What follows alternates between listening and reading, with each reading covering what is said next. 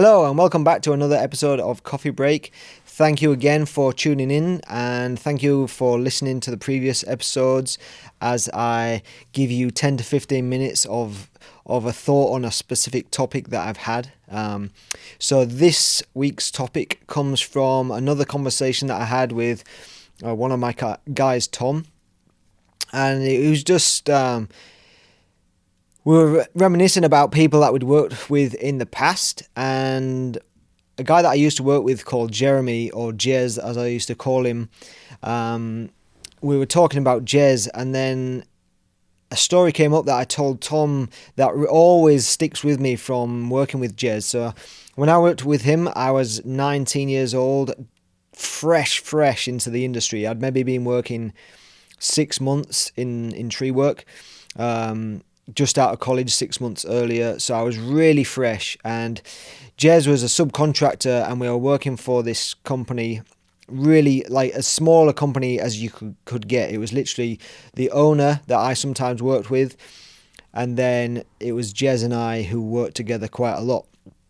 We went out on this removal job one day, and I was very fresh, as I said. So I was on the ground, Jez was climbing, but I'd done some climbing at college. I'd been climbing, here and there, so I certainly kind of knew what to do. I knew the techniques, the skills. I was, like I said, very fresh, but I had a good understanding and a good grasp of the fundamental skills. So I was grounding for Jez, and as I remember rightly, he'd stripped a lot of the branches on, I think it was either an oak or an ash tree.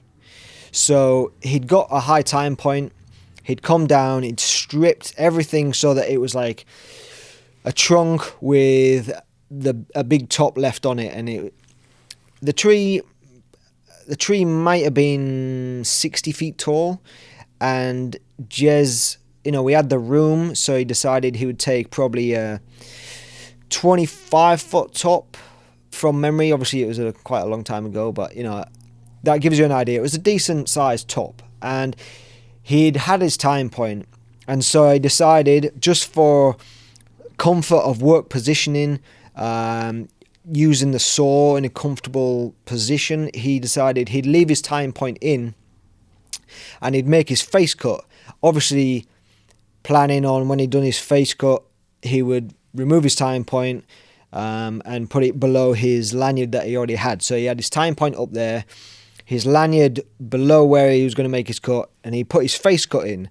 If it's a really awkward position to get yourself in where you want to put the face in, and if you can get really comfortable with that high time point, it is something that you can do. It's not recommended for the reason I'm going to tell you now, but so we'd put a pull line in.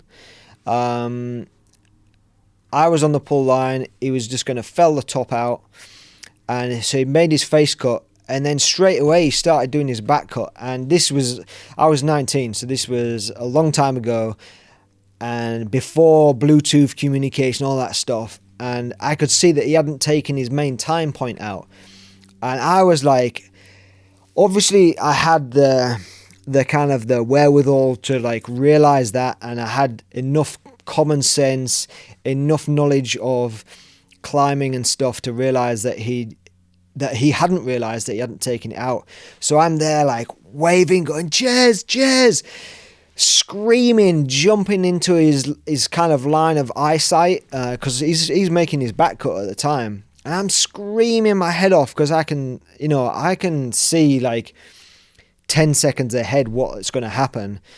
Luckily, he kind of saw me like jumping and screaming around, and he stopped his saw, earmuffs off, and he's like, "What's up?" And I'm like, "You haven't taken your fucking time point out." And he looked up and then just didn't say anything, and then frantically like kind of like unclipped, and then is retrieving his system. Obviously nothing happened, and he kind of then was able to put his system below his lanyard, and he was able to finish his back cut and pull it over. And the difference in that story and a story where I hadn't been paying attention, I hadn't been with it enough to understand what he was doing. Maybe I wasn't experienced enough to have the knowledge of climbing and different systems, and the fact that he was still roped in, and that's just terrifying. From going from a story where it's just a story that I have, that I can remember, that I can share with people that I work with, anybody that kind of asks about, like close calls and that kind of thing. It's that story versus the reality. If I hadn't have had that slight bit of knowledge and common sense that I had at the time, because we all know that we've probably worked with somebody fairly new who's maybe doesn't have enough of experience on the job site to understand what's going on. Maybe they're trying to work so hard to impress their boss that they kind of aren't paying attention elsewhere.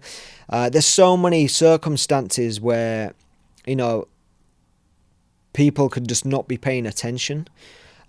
So that is a story that I wanted to share, just because it's a real eye opener, and the consequences of that going, the way that it was going to go is just terrifying. Sadly, Jez isn't with us anymore. He passed away of cancer recently, or a couple of years ago. But anyway, I just wanted to share that story with you, and it's the same for, if our other crew members on site aren't with it, or we're not with it ourselves, and we've had problems outside of work that we've brought into work, and we're just not switched on that day, maybe being complacent because the job seems really easy, that we don't need to be giving it our full attention. Silly things that can easily happen, but that could have severe consequences. Something like a ground person not paying attention, the climber's rope gets snagged in some branches that are on the way to the chipper, and the climber's rope being fed into the chipper. And I don't know if any of you have ever seen a video of a rope going into a chipper, but it's absolutely terrifying.